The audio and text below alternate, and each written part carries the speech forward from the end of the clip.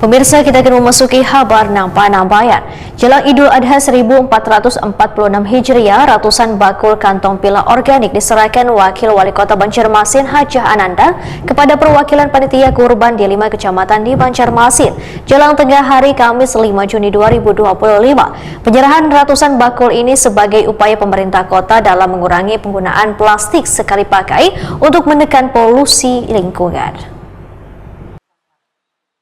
Jelang Idul Adha 1446 Hijriah, ratusan bakul kantong pila organik diserahkan Wakil Wali Kota Banjarmasin Hajah Ananda kepada perwakilan panitia kurban di 5 kecamatan di Banjarmasin jelang tengah hari Kamis 5 Juni 2025.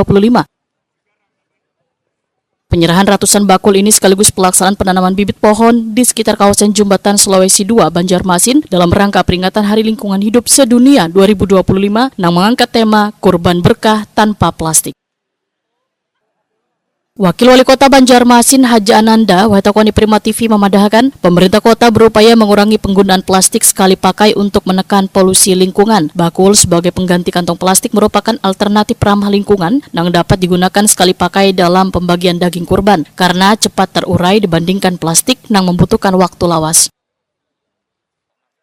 Hajah Ananda meminta panitia kurban agar kada membuang limbah hewan kurban sembarangan terutama ke sungai untuk menjaga kebersihan lingkungan Kota Seribu Sungai. Menegaskan sekali lagi bahwa polusi plastik itu harus dihentikan.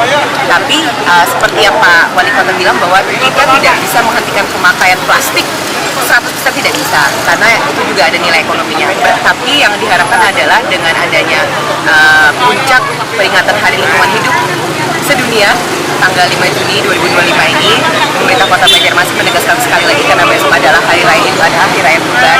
Makanya bekerjasama dengan pihak swasta, kami membagikan bakul sebagai pengganti dari plastik. Karena bakul ini apabila setelah digunakan dia akan terurai dengan sendirinya. Kalau plastik belum tentu. Kalau plastik yang biasa akan sangat lama terurainya. Tapi kalau plastik yang biodegradable itu akan cepat.